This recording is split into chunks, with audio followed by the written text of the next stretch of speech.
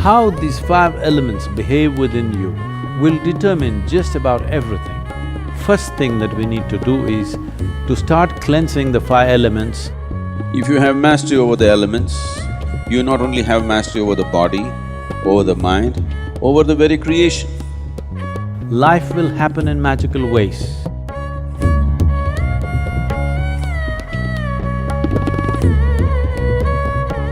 This body, this very earth, the universe and the cosmos, all are just a play of five elements.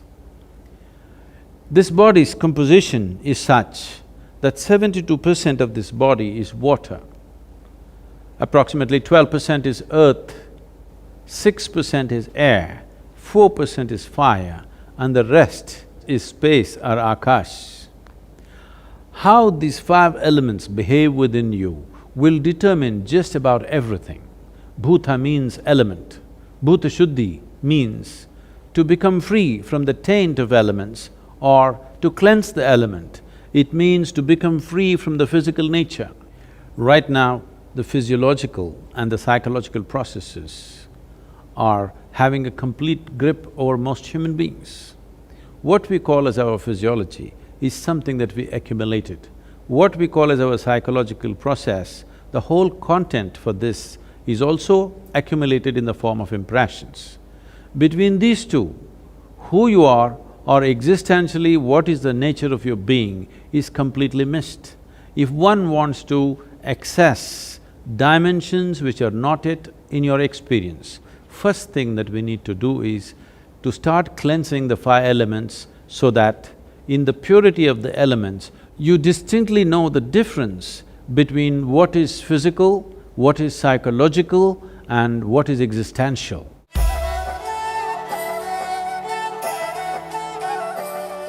Among the five elements, water acquires the greatest significance because 72% of this body is water. If we take sufficient care about the water that we consume, not just in terms of its purity, it being bacteria-free and those kind of things, but the way the water is kept, in what kind of container you keep it, how you keep it, how you touch it, how you approach it. Because there is substantial scientific evidence today to show you that a thought, an emotion, a touch, these things can change the molecular structure of the water and can greatly alter the way water behaves within your system. So, one needs to understand, you are not dealing with a commodity, you are dealing with life-making material. Water is life. If you keep the water in a container which is metallic, preferably copper or an alloy of copper, and if you wash it with an organic substance and keep the water in a place where it is not touched by other smells and other substances, there is sufficient space around it, and when you approach it, if you can just hold this vessel with your hands with a certain sense of gratitude and reverence, because this is life-making material, and then consume it, you will see it will do wonders within your system. Healthfulness and equanimity will be a natural consequence of this.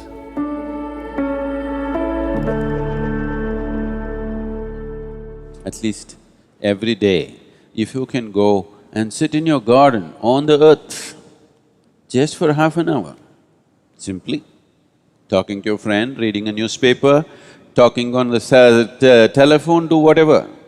Or if you can sit quietly, it's best. Just half an hour, you sit in your garden on the ground, you will see your health situation will change dramatically. I'm only talking about health because that's a tangible thing you can see. Other things are happening, but you may not be able to notice it.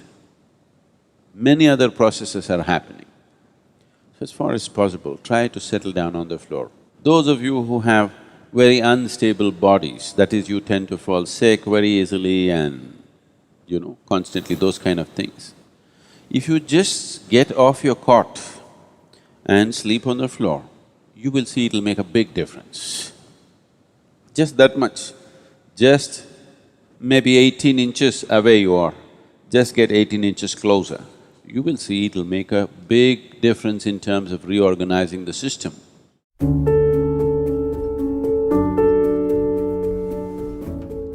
Though air represents only 6% of your body's elemental constitution, it is the most dynamic part of the element in terms of the transaction that happens on a minute-to-minute basis. What kind of air you breathe is definitely important and that's well known, but how you breathe and how consciously you breathe is equally important. Especially those of you who are living in large cities, take a walk in the park, along the lake or the river or whatever is available to you. Something natural to be in touch with nature and to do something where breath will be in a dynamic state. This is not just for aerobic exercise, because constant exchange of air is happening from within and without, and the very intelligence in the body will take care of this, that when it senses the air is pure and alive, the way the body breathes is different. So if you remain in pure air, it's important that you bring breath to a dynamic state with a certain activity. You don't have to do too vigorous an activity, just enough to see that you're breathing deep enough, slightly deeper than normal is happening to you for a period of time. But on a daily basis, if you're not able to take yourself out within the house, you can do a simple yogic practice called Nadi Shuddhi to cleanse the breath.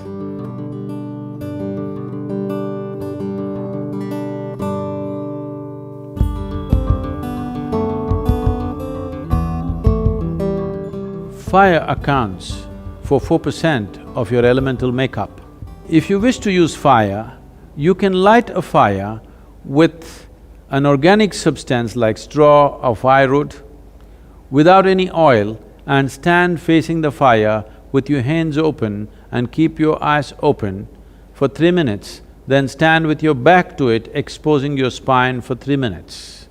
This will cleanse your aura and bring about a new sense of resurgence in the system. This is to rekindle and reconnect the fire within with the fires outside. This is the basis of all fire-based rituals in the East. If having a fire is not very practical for you, at least a lamp with vegetable oils or ghee, you light a lamp and be around this lamp, first face the lamp and sit, and then turn around and sit, so that the fire element within you gets rekindled.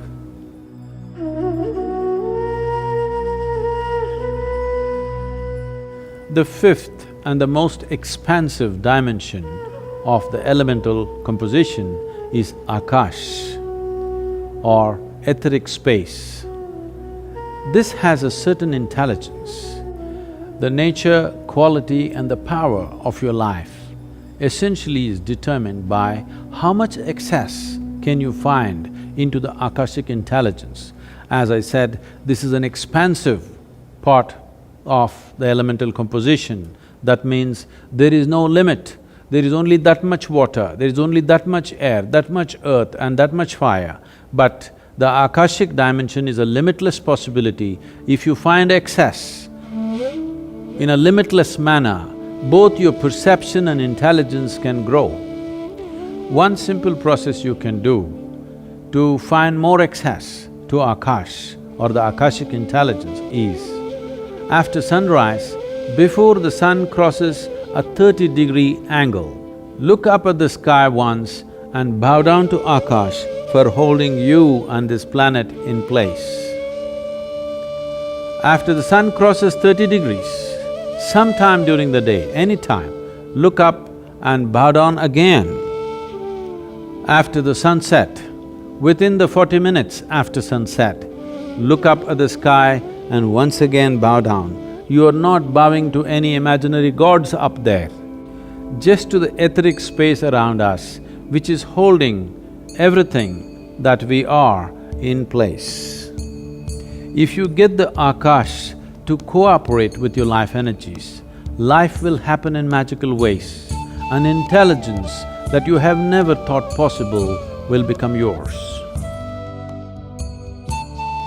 In terms of health, well-being, perception, knowing, everything, enlightenment, everything is handled if only you know how to keep these five elements properly.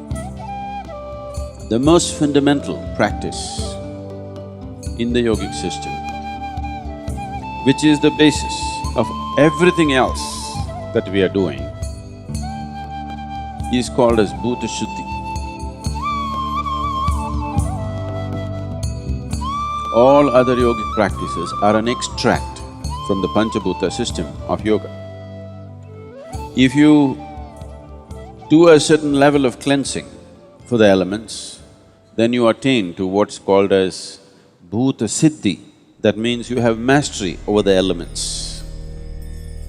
If you have mastery over the elements, you not only have mastery over the body, over the mind, over the very creation. In the Grace of Yoga is a powerful yoga program with Sadhguru to cleanse your system physically and energetically. Participants will have the rare opportunity to imbibe powerful tools for the purification of the five elements. One can use this for physical well-being, for their worldly success. At the same time, it can be a great stepping stone for one's ultimate liberation too.